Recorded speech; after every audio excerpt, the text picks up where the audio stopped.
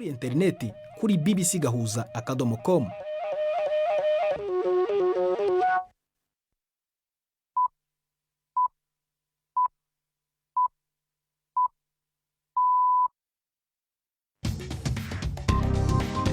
Ubu ni saa 10:30 ku isaha mpuzamahanga ya GMT, ni saa 12:30 ku masaha yo mu Rwanda no mu Burundi. Muri studio muri kumwe na Prudence Ngiyumva. Muriweho uteze amatwi BBC Gahuza miryango aho uri hose ku isi, kaze kuri radio, kuri Facebook live mu buryo bw'amashusho kuri bbc-gahuza.com no ku mirongo migufi ya shortwave. Dore inyigo zigenza amakuru turambura mu kanya kuri uyu mugoroba wo kuwa gatatu tariki ya 11 z'ukwezi kwa munani. Perezida wa Afurika y'Epfo Cyril Ramaphosa yagiye imbere ya komisiyo imaze igihe ikora iperereza ku birego bya ruswa. Hashize amezi arenga 3 Perezida wa Repubulika ya Demokarasi ya Kongo Felix Tshisekedi afashe icyemezo cyo gusimbuza ubutegetsi bwa gisivili abasirikare mu ntara 3 zirangwamo uruhuri rw'ibibazo by'umutekano muke. Intego se zagezweho zo kugarura umutekano muri ibyo bice. Muri iki kiganiro kandi turagaruka ku buzima bw'umugore wiyemeje gukoresha ubuzima bubi yabayemo n'ibikorwa by'ihohoterwa nk'isomo ryo gutangira urugendo rwo gukira ibikomere by'umutima. Nabitse ibintu bibi cyane ubuzima bwanjye imyaka myinshi, biranyica cyane mu mitekerereze, mu myumvire, amarangamutima, mbaho nzi ko napfuye nta buzima afite. Mu kiganiro cy'abagore mu kanya bibiganiro we na Mark Niyonkuru.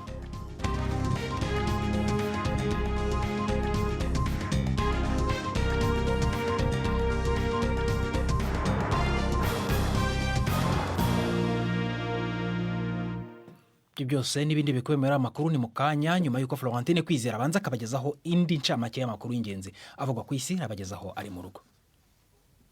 Urakoze President. Mpere muri Afghanistan aho leta y'ico gihugu yakuye mu mabanga umukuru w'igisirikare General Wali Muhammad Ahmadzai mu gihe abataliba bakomeza kwigarurira uturere mu buryo bwihuta. Imigwa mikuru y'intara 9 ubu iri mu minwe yabo bagwanyi. Perezida Ashraf Ghani yagiye gutera intege ingabo zitorohewe muri Mazar-i-Sharif, umuji uhambaye wo mu buraruko usugerejwe n'abataliba. Mazar-i-Sharif wari usanzwe kuva kera mu minwe y'abandi bagwanyi baterekwa abataliba. Uramutse ufashwe co bari kibazo gikomeye kuri leta. Umunyamakuru wa BBC ari mu mugwa mukuru Kabul amenyesha yuko abantu bariko barinjira mu muji ku bwinshi bahunga intambara mu bindi bice byo hirya no hino mu gihugu. Ubudagi bwahagaritse gusubiza iwabo ku nguvu abanya-Afghanistan bari barasabye ubuhungiro ariko ntibabuhabwe. Umuvugizi w'ubushikiranganje bw'intwaro yo hagati yavuze yuko iyo ngingo yaturutse ku kibazo c'umutekano kiri muri Afghanistan. Kare umuvugizi wa leta yari yavuze yuko gusubiza iwabo abanya-Afghanistan ku nguvu bizobandanya naho abataliba bariko barigarurira uturere ku muvuduko udasanzwe. Mu ndwi iheze ibihugu 6 byo ku mugabane wa Buraya birimo Ubudagi byandikiye umugwi umwe bwa Buraya bisaba yuko gusubiza abanya-Afghanistan wabo bibandanya. Bavuga yuko kudakora gutyo byotuma n'abandi banya-Afghanistan bariko bashaka kuva iwabo baca baza kwinjira mu bihugu by'ubumwe bwa Buraya. Igipolisi c'Ubudage cataye muri yompi umuntu yakora mu serukizi bw'Ubwongereza i Berlin. Uwo Mwongereza akaba akekwa kuba yarahaye inzandiko abajejwe iperereza b'Uburusiya bamuhaye amafaranga. Inkuru ya Gordon Corella mwishikizwa na Yvette Kabatesi. Abashinjacyaha b'Abadage batangaje ko umugabo uzwi nka David aho yaratuye naho yakoreraga hasatswe hakurikijwe amategeko y'Ubudage ajyanye n'ubuzima bwite, kandi ko uyu munsi agezwe imbere y'umucamanza w'iperereza. Mu itangazo ibiro by'umushinjacyaha mukuru w'Ubudage byatangaje ko nibura inshuro imwe uwo mugabo yatanze impapuro yari yahawe mu rwego rw'imirimo ye aziha umwe mu bagize inzego z'iperereza z'Uburusiya. London, Minisitiri w'ubutegetsi bw'igihugu yavuze ko umugabo yari yahawe imirimo na guverinoma, yongeraho ko ariko ako kazi yagaherewe ku butaka bw'Ubudage bityo ko atagahawe nk'umudiplomate. Repubulika ya Sudani biravugwa yuko yatangaje kwigiye gushikiriza sentare mpuzamakungu mpanavyaha yirahe Omar al-Bashir yahoze ategeka ico gihugu, akurikiranwa ku vyaha vya genocide, ivyaha byo mu ntambara n'ivyaha byo gusinzikaza ubuzima bwa kiremwa muntu byakorewe mu karere ka Darfur. ibinyamakuru vyo muri Sudani bitangaza amajambo avugwa yuko yashikirijwe n'umushikiranganje w'imigenderanire Mariam al-Mahdi avuga yuko Bashir azoshikirizwa sentare y'Irahe kimwe n'abandi bategetsi baronderwa kubera ivyaha bifatiye ku njyane zabereye muri Darfur. Ingingo yo gutanga Omar Bashir yafashwe inyuma y'urugendo umushikiriza manza mukuru wa sentare mpanavyaha mpuzamakungu y'Irahe Karim Khan aheruka kugira i Khartoum. Bashir asanzwe ari mu mvuto nyuma y'imyaka 2 akuwe ku butegetsi n'imyiyerekano y'abanyagihugu. Mu ndwi iheze niho leta mfata kibanza yemeza itegeko ryemerera Sudani kuba umunywanyi w'iyo sentare mpuzamakungu. Imumva ni BBC Gahuza miryango. Imiriro ya Nyakanga iriko iratongora mu buraruko bwa Algeria imaze guhitana abantu batari munsi ya 65 barimwo abasirikare 25 bari mu bariko bagerageza kuyizimya. Haciye hashigwaho iminsi 3 y'ikigandaro. Ni inkuru ya Alan Johnson mushikizwa na Robert Patrick Misigaro. Iyikomeye cyane muri iyi miriro ni iri mu mitumba ya Kabili. Aho niho abasirikare 25 bariko bagwanya iyo miriro basize ubuzima. Agace ka Tizi Uzu niko kababaye kuruta handi. Amazu yahiye aratokombera, bamwe mu bahaba vyabaye ngombwa ko baja kurondera aho bikinga mu bisagara vyo hafi yaho. Ikirere ca Algeria gihanzwe n'ubushuhe bukabije mu gihe imiriro ya Nyakanga nayo isanzwe gwiriye mu gihe nk'iki. Ariko abategetsi bavuga ko hari n'iyindi miriro idomekwa n'abantu n'ibigirankana. Umugwi ujejwe amatohoza w'Uburusiya watangaje ibindi vyaha vyagiriza umukuru w'abatavuga rumwe na leta Alexei Navalny asanzwe ari mu gihano c'umunyororo. Umugwi umwagiriza ko ikigo ciwe kijejwe kugwanya ruswa gituka abanyagihugu kikabangamira n'uburenganzira bwabo. Ico kigo caheruka gutangazwa nk'umuhari w'iterabwoba kiranahagarikwa gukora ku mugaragaro. Cagirijwe kugomorera abanyagihugu mu bikorwa bitemewe n'amategeko. Cari casize ku mugaragaro ivyavuye mu matohoza cakoze kuri ruswa ivugwa mu butegetsi bw'Uburusiya, ivyo ubutegetsi bwa Kremlin buhakana. Bwana Navalny yafashwe asubiye mu Burusiya mu kwezi kwa mbere avuye mu Budagi aho yari yagiye kwivuza ingaruka z'uburozi. Président. Urakoze Florentine Kwizera kuri ayo makuru ya BBC.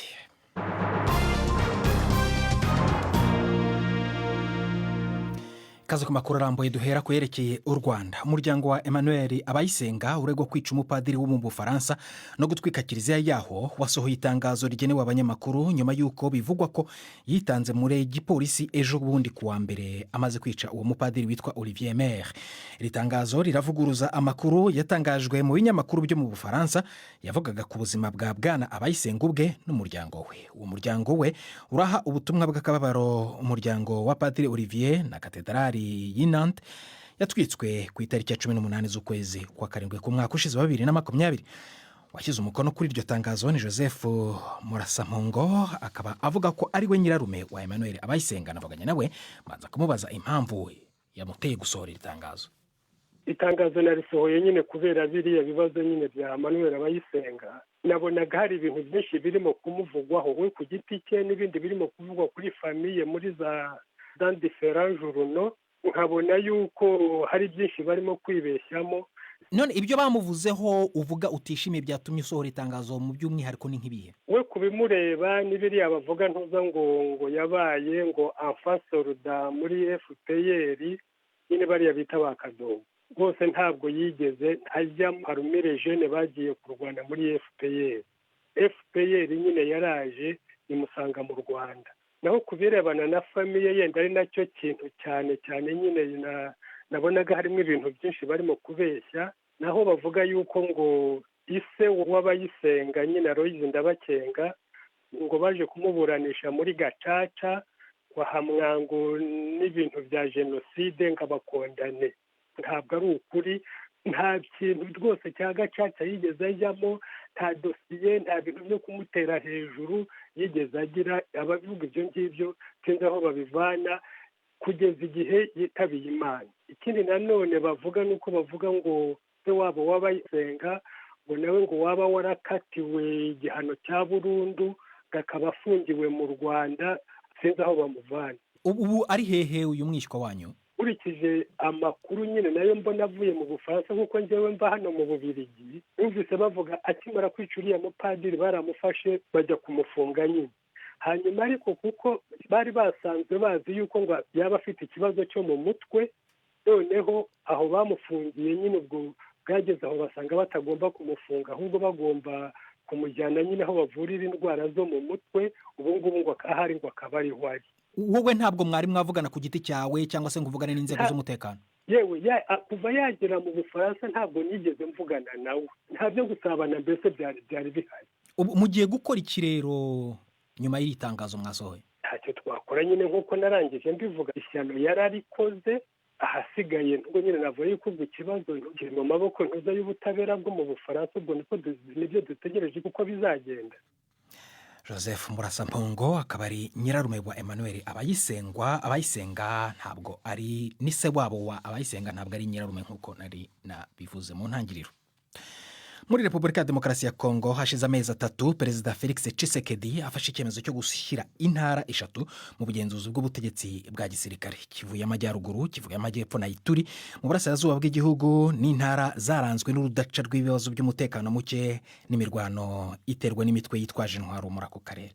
Abasivile babarirwa mu bihumbi bakuwe mu byabo, abandi baricwa. Hari abatavuga rumwe n'ubutegetsi ariko bavuga ko gusimbuza ubutegetsi bwa gisivile abasirikare bitageze ku ntego yari igamijwe yo kugarura ituze muri utu duce. Twashatse kumenya uko abashyira mu bikorwa amategeko y'ibihe bidasanzwe yategetswe na guverinoma babibona. Mvugana na General Sylvain Ekenge, akaba ari umuvugizi wa guverineri wa Kivu y'Amajyaruguru. Ku byerekeye Nord Kivu, buramatari yarashitse atangura amabanga itariki 10 z'ukwa gatanu inyuma yo kugenwa itariki 6. Buno nyine agitangura akazi yaciye ahangana n'ifuruza ry'ikirunga ryatanguye itariki 22, acabanza gukora ibyo bicureshe, acabandanya ibikorwa by'umutekano mu gice cy'ubumanuko ca Nord Kivu, aho ubu ibikorwa bya gisirikare byatumye imigwi myinshi itwaje ibigwanisho ibiheba, abagwanyi bashika 600 nabo bakishikana. Aya mango tuvugana yaravuye mu gice cy'ubumanuko bwa Nord Kivu, acashinga icicaro ciwe gikuru ibeni, ahagizwe ikirimbiro ry'ubukozi bw'ikibi n'abagwanyi ba ADF NPN, ubu basigaye bakorera ku murongo wa Etat Islamique. Ubu tuvugana ibikorwa biriko birabandanya ku rubuga, aho abantu barenga 100 bakorana na ADF bafashwe. Kuva hashinzwe amategeko mashasha, aba ADF barenga 50 barafashwe. Ubu tuvugana ibikorwa birabandanya mu kiyaya ca Mwandika, kandi bizobandanya ahantu hose hazovugwa aba ADF. Ariko bitandukanye n'ibyo muvuga, nk'ishyaka rya PLD rivuga ko nyuma y'amezi 3 igisirikare gifasha ubugenzuzi bw'ubutegetsi, ibikorwa bya gisirikare ntibyageze ku musaruro wari witezwe, kandi ubwicanyi bw'abasivile nk'uko iryo shyaka ribivuga buracyakomeza muri Kivu ya ruguru. Ibyo mubivugaho iki? Twarabiteguye, ubu turi ku kivi. Ababibona nabi birabasha, kuko abanyepolitike benshi, abadandaza benshi, abakora mu mashirahamwe ategamiye leta ntibashima aya mategeko mashasha, kuko yaje kubangamira inyungu zabo ziciye mu rudandazwa rwa magendo, kuko abanyepolitike benshi nibo bakoresha iyo migwi yitwaje ibigwanisho, kandi bakiriko n'ubu. Uravye rero ingene iyo migwi yishikanye ku bwinshi ntibanezereza, gutyo rero bakaca batangura kuvuga aya muhe. Ariko nyuma y'iyo minsi y'ubutegetsi bwa Samalukonde yimitswe, hari amakuru y'abasivile bishwe. Ibyo se murabihakana? Ubu tuvugana ibeni abantu bararyama, kuko ingabo zibakingira. Ibitero ubu biba mu mirima, mu gahinga, mu bigwati biri kure cyane. Ntawobesha ngo tuzokwira ibigwati byose, kuko hari ibihumbi n'ibihumbi by'ibigwati, ariko ingabo zikora ku murongo. Ku buryo bufatika muzakora iki kugira ngo murinde abasivile bakomeje kubabarira muri ibi na n'ubu tuvugana? Ubu tuvugana ibeni abantu bararyama, kuko ingabo zibakingira. Ibitero ubu biba mu mirima, mu gahinga, mu bigwati biri kure cyane. Ntawobesha ngo tuzokwira ibigwati byose, kuko hari ibihumbi n'ibihumbi by'ibigwati, ariko ingabo zikora ku murongo. Mwebwe iyo muri hiyi Buraya muzi iterabwoba ribera Buraya gusa, ariko ngaha niho hari iterabwoba ry'ukuri rifise amashami mu karere kose, kuva ku ba Al-Shabaab muri Somalia gushika muri Mozambique. Abo twafashe bo muri iyo migwi y'iterabwoba bafise ubwenegihugu butandukanye, harimwo Abanyarwanda, Abaganda, Abakenya, Abatanzania, Abarundi, barimwo mbere n'Abanyamozambique. Ni iterabwoba rikwiye akarere kose rikagira n'amashami mpuzamakungu, kuko iyo bishe amasanamu yabo bayashira ku rubuga rwa Etat Islamique. Mukorana se n'amaguverinoma y'ibyo bihugu by'abo bantu uvuga nk'Abanyarwanda, Abarundi, kugira ngo muhashye izo nyeshyamba nyine? Twebwe turi abasirikare, abanyepolitiki barafashanya ku rwego rwabo. Ubu tuvugana turi kumwe na MONUSCO, ingabo za ONU. Hari na Kenya yimirije kuza kudufasha. Turafashanya rero n'ibihugu by'akarere kugira ngo ibintu bihinduke. General Sylvain Ekenge, umuvugizi wa guverineri w'intara ya Kivu y'Amajyaruguru, imwe mu ntara ebyiri zashyizwe mu maboko y'ubutegetsi bwa gisirikare, akaba ari intara rero ya Kivu y'Amajyaruguru ndetse na Ituri. Saa moya zirabura iminota 15 mu Rwanda no mu Burundi, saa 11 zirenzeho iminota 45 hano i London mu Bwongereza. Iyi ni BBC Gahuza miryango yumva no kuri Kisoro FM mu majyepfo ya Uganda, ndetse no kuri bbcgahuza.com. Kuri Facebook uratwumva unature mu buryo bw'amashusho. Mu kanya turagaruka ku makuru arambuye. Ndi Prudence Ngiyumva. BBC Gahuza miryango Igoma ni kuri FM 93 n'ibice 8. Dukomereza muri Afurika y'Epfo, aho perezida w'icyo gihugu Cyril Ramaphosa yagiye imbere ya komisiyo imaze igihe ikora iperereza ku birego bya ruswa.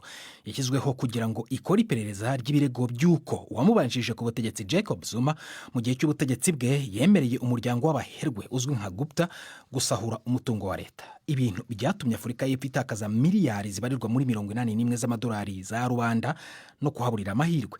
Yaba Bwana Zuma n'umuryango wa Gupta bahakana ibyo birego. Inkuru ya Pumza Filani uri Johannesburg, murumva mu ijwi rya Florentine Kwizera. Bwana Cyril Ramaphosa yiyamamarije intebe y'umukuru w'igihugu yemera kuzogwanya ruswa haba muri leta yiwe ndetse no mu mugambwe ANC. Kumvirizwa kwiwe imbere y'umugwi wa Zondo ni nk'urupimo kuvyo yasezeranye. Bwana Ramaphosa si mushasha haba muri ANC canke muri leta. Yarakoranye na Jacob Zuma muri leta yiwe nk'icegera ciwe. Yahamagawe kwishura ku bibazo bijanye n'ico umugambwe wari uzi ku nyifato ya Jacob Zuma nico bacarakozwe mu guhagarika ivyo yakora. Bamwe baramunegura yuko yagumye yihoreye, ndetse hari n'abavuga yuko ataco vyamubwiye kubona ruswa yari yariraye. Ariko ivyo arabihakana. Yabwiye uwo mugwi ujejwe itohoza yuko ahamariye kubona hari ruswa muri bagenzi we, yashimye kugumaho kugira ngo yegeranye inguvu aheza gwana urugamba rwo gutuza ruswa ahereye imbere mu mugambwe. Ni jambo rikomeye abagize uwo mugwi bazobwirizwa gusuzuma neza muri iyi minsi ibiri azoba ari karabazwa. Bivugwa yuko umuryango wa Gupta wishimikije imigenderanire ya hafi wari ufitanye na Jacob Zuma yari perezida, watumye ugira ububasha kuri leta budahuye n'amategeko. Uwo muryango uregwa kunyanganya leta amafaranga menshi biciye mu kugirana amasezerano na leta mu bikorwa byabo byinshi by'ubugwizatunga. Ikindi baregwa n'uruhara mu kugena abaja mu bibanza byo mu nzego z'ibigo vya leta. Bivugwa yuko byinshi muri ibyo bigo vya leta ubu byahombye biri mu ngorane z'amafaranga. Noneho rero ku itariki ya 3 z'ukwezi kwa gatanu hano kuri BBC Gahuza miryango twatangije ikiganiro cyihariye cyo gufasha abumva ibiganiro byacu gusobanukirwa n'ibijyanye n'icyorezo cya coronavirus. Muri icyo gihe cy'amezi arenga 3 twakira ibibazo byinshi kandi bivuye imihanda yose. Nubwo iyi virusi itararangira kandi cyugarije isi, ariko byinshi mu bibazo bibazwa n'abatwumva birasa cyangwa se byarasubijwe. Niyo mpamvu rero kuri uyu wa 3 twafashe umwanzuro wo kurangiza uruhererekanye rw'ibi bibazo mwasanzwe mwumva kuwa mbere no ku wa gatatu. Muganga Leonard Nduwayo, umunyarwanda ukorera mu Bufaransa akaba n'inzobere mu ndwara zifitanye isano n'amavirusi, niwe wafashije mu gusubiza ibibazo mwibaza kuri coronavirus. Avuga ko usibye abatwumva baranzwe n'amatsiko kuri iyi ndwara, nawe ubwe yungutse ubumenyi mu bibazo by'abamukurikira kuri BBC Gahuza miryango. Navuganye nawe rero ntangira mubaza kunsobanurira birenzeho. Reka mbanze nshimire BBC Gahuza miryango yazi icyo gitekerezo rwose cyo gushyira icyo kiganiro cyo gukangura abantu kuri iki cyorezo cyugarije isi. Ngeze gitangira kiriya kiganiro nabaje kugira ingingimira nyine kubera ko hari ibintu twari tuzi ariko hari n'ibindi tutari tuzi. Ubumenyi twari dufite ntabwo bwari buhagije ngo umuntu asobanure neza ibyiriya virusi uriya mugera nk'uko abarundi babivuga. Natwe mu baganga ntabwo twabyumvaga kimwe. Ndibuka amanama twakoraga cya cyorezo kigira mu Bufaransa mu kwezi kwa gatatu kwa kane k'umwaka ushize, baranatonganaga cyane rwose. Hari ibintu nagiye menya, hari ibintu nashobora kuvuga, hari ibintu ntashobora kuvuga ko ntari mbizi neza, hari byinshi namenye kubera abantu bajyaga batubaza biriya bibazo, bigatuma nanjye njya mu bushakashatsi ngasoma, ku buryo harimo n'ibindi byanteye amatsiko wenda dushobora kuza kugarukaho. Hari nka kimwe ushobora kumva cyakunguye ubumenyi bushya cyangwa mu byo waba wibuka? Hari byinshi, ariko hari nk'umuntu wavuze ati mbese COVID-19 yakozwe muri laboratwari kugira ngo itere ahantu ku isi cyangwa umubare ugabanuke.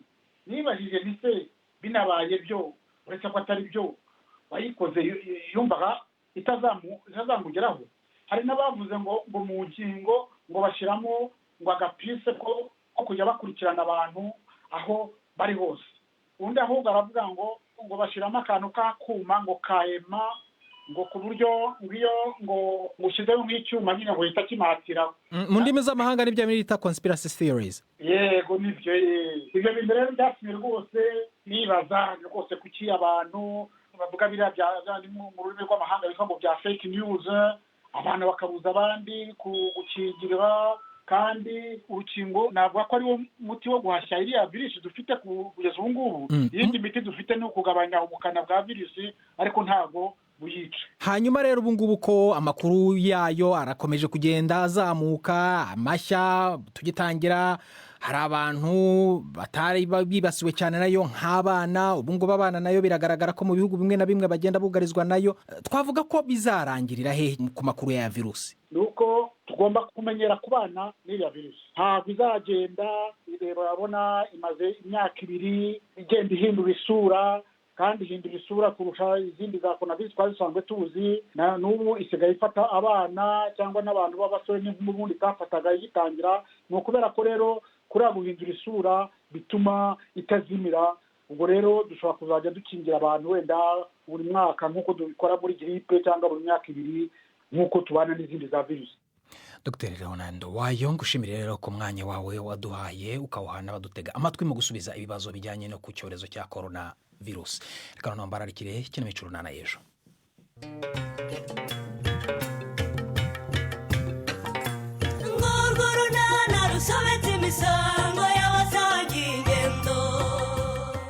Mu kiganiro runana cyo kuri wa kane twabateguriye uko byagenda kose nushaka gukomeza kuba hano niyo nda uyishyire wayiguteye abari we mubana.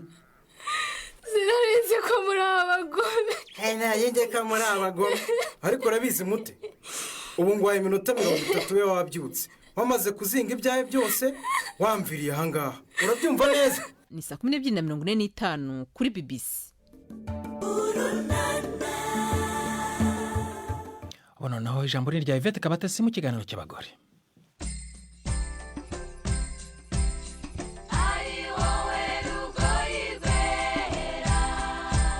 Muri 6e secondaire rero niteguye gukora ikizamini cya leta nkatsinda, hanyuma nkiyahora nkapfa. Niho nahuriye n'Imana, nagiye mu rusengero. Yitwa Murenzi Larissa, ni umukobwa w'imyaka 28. Iyo uhuye nawe ubona seka, nyamara uyu mwari ahuye n'amahano yo gufatwa ku ngufu igihe kirekire. Yarabicecetse imyaka myinshi, ariko bavuga ibyamubayeho nta gutegwa nta pfunwe. Twamusanze iwabo mu rugo ahatuye mu mujyi wa Kigali, atubwira ubuzima yanyuzemo. Navuga ko igikomere cyo ku mubiri gikira vuba, ariko icyo ku mutima ntago gipfa gushira, cyane iyo utabonye ukwitaho ngo amenye ikibazo cyawe, umubwire, umuganyire, umubwire agahinda kawe. So icyambayeho nuko nabitse ibintu bibi cyane ubuzima bwanjye imyaka myinshi, biranyica cyane mu mitekerereze, mu myumvire, amarangamutima. Mbaho nzi ko napfuye nta buzima afite. Ntabwo wigeze utekereza kubivuga? Ntabwo nari kubivuga kuko yagira ngo nimvuga nzapfa. Ahantu nigeze gutinyuka kubivuga ni rimwe natashye muri vacances, hari mama watureraga so kwa kundi woza umwana aravuga eko nuka byagenze gute, akomeje rero kwensista. Niwe nabwiye ambwira ko ntakwiye kubivuga mu muco nyarwanda, ibyo bintu bidashoboka, ariko aramvuza ngurira imiti, anyitaho, arankunda. Mu gahe gato nahamaze muri vacances. Ako gahinda kari kameze gute? Warariraga, warigungaga, byari bimeze gute? Okay, ibyo ngibyo ntabwo nabiririraga kubera ko ntari nkwiye kubivuga, ariko akantu kose karandizaga. Akaba ariho noneho nsohorera umubabaro wanjye nahoraga niriza. Nta muntu wankundaga kubera ko nari cyana kigoye kidashaka gukira n'abandi, gihora kirira, batazi n'impamvu kirira, nta kintu yabuze. Ariko maze gukura kubera ko hora bavuga mba amarira yawe horurira, nza kwiga kutarira imbere y'abantu. Nagize rero mbigikanje ariko kijunjamye, kivuga naho gishaka, nta byiza. Sinkunda ibiryo, ndyama hasi, sinkunda kwambara neza, sinkunda abantu, sinkunda ibirori, mbese ubuzima bwari bumeze nabi. Ku mubiri se nta mpinduka wagize? Kugeza kuri ubu ngubu ntayigaragara. Nanivuje ntinze, nivuje babimenye mfite imyaka 20, nta ngaruka igaragara inyuma. Icyo gihe uri umwana bwo ntiyabibonaga wenda ko wihindura ingendo, ibintu bijyanye nk'ibyo? Nta muntu wigeze abikeka. Kunuka wenda nibyo byabaga ikibazo, ariko bavuga ko ari kunyara ku buriri. Nanyaraga ku buriri cyane, so bagatekereza ko uwo muntu ari kunyara ku buriri. Waje gutinyuka kubivuga gute? Icyambere navuga ngo ni Imana yabonye ko ngeze aho mpfuye birangiye, kuko niga muri 6e secondaire ndibuka naravuze ngomba gupfa ruko nsinze, kuko nari mbayeho ndi umwana ugoranye uruhanyije ababyeyi. Noneho ariko bavuga sinziga, sinzarangiza, sinshobotse, ndi ikigoryi. Noneho ngiye mbaho numva ngomba guprova ko ndabishoboye. Muri 6e secondaire rero niteguye gukora ikizamini cya leta nkatsinda, hanyuma nkiyahora nkapfa. Niho nahuriye n'Imana. Nagiye mu rusengero gusenga, hanyuma baratubwira ngo buri wese avuge. Ndavuga guhera uwo munsi ubuzima bwanjye numva burahindutse. Niho natangiye kuvuga, mbwira abantu bo mu church, barambwira agende mbwire mu rugo, mbwira mu rugo, ndabibwira mama wanje. Nta kintu yanyeretse, nta kintu yavuze. Undi muntu nabwiye n'uwo mugabo, ikintu numvaga gishoboka no kumubabarira, ko numvaga nta muntu muzima wakora ibintu nk'ibyo. Numvaga atari nk'umuntu, ari nka satani. Ntago rero byangoye. Uwo wagukoreye ibyo ntabwo wigeze utekereza kumukurikirana mu butabera? Mu muryango ho barabishatse, ariko imyaka yari ishize ni myinshi, bisaba ubuhamya ninjye ugomba kubutanga, kandi njyewe n'ukuri kuri njyewe mba numva nta rundi rugamba nshaka kurwana nawe, nagenda zahure n'ubuzima. Uretse rero ubufasha bwo gusenga, ntiwigeze ugenda kwa muganga wenda bari bo mu mitekerereze ngo bagufashe? Mbere ntabwo numvaga hari ibyo nkeneye, kubera ko narabivuze ku rwego ruhagije, numva narahindutse muri njyewe. Noneho nza kubisohora, mbisohoye commentaire zinsubiza nko mu bisebe, niko navuga. Cyane famiye wabivugiye iki, twarakubujije kucyo uvuga. Rero ibintu bansabye, kuko abantu bose barabazaga mwakoze iki nk'umuryango, kuriya yakoze nabi, mwe mwakoze iki ko namwe muhwanye nawe. Hanyuma rero abaransaba ngo ngiye ku psychologue. Bwa mbere nagiye mu by'ukuri numva ko ari ukubafasha kugira ngo bareke kwiyumva ko hari ikibi bakoze cyangwa se ari cyo batakoze, ariko nabikiriye. Niho hantu ushaka kuvuga n'amasaha n'indi. Ku munsi wa mbere njyamo, ninjiyemo saa 4, sohokamo saa 11. Ndavuga ibintu byose byanjye nshaka, nuko natangiye kugenda ku psychologue, kandi byaramfashije. Larissa Murenzi wavugaga ku buryo yaje gukira ihungabana ryo gufatwa ku ngufu akiri umwana, ariko saho yagarukiye. Ibyo yanyuzemo byaje gutuma atangiza ishyirahamwe ryo gufasha abahuye n'ibibazo bisa nk'ibye. Ni mu kiganiro cy'ubutaha. Muramukeho. uramukeho nawe rero Yvette Kabatesi n'uwo mugore mwaganiraga. Ni namwe mudusingije umusozo w'ibiganiro byacu byo kuri uyu wa gatatu, ariko nibwo gitangirana natwe wamenye ko perezida wa Afurika y'Epfo Cyril Ramaphosa yagiye imbere ya komisiyo imaze igihe ikora iperereza ku birego bya ruswa biregwa uwamubanjirije ku butegetsi Jacob Zuma, ariko akaba abihakana. Aya makuru ushobora kongera kuyumva kuri BBC Gahuza .com cyangwa se kuri Facebook live, ukajya mwishakira ugashakisha BBC Gahuza, aho ku rubuga rwacu rwa BBC Gahuza.com ushobora no kuhasanga andi makuru utabashije kumva mu minota 30 tuba dufite hano buri munsi. Ibiganiro byabiriwe na Mark niyo nkuru Tom Howard yadufashe kugira ngo amajwi kugeraho ameze neza. Agenda Prudence Ngiyumva wakoze guhitamo BBC Gahuza miryango no gutaramana natwe kuri uyu mugoroba. Ukomeze wirinda n'abandi. Ijoro ryiza na ejo.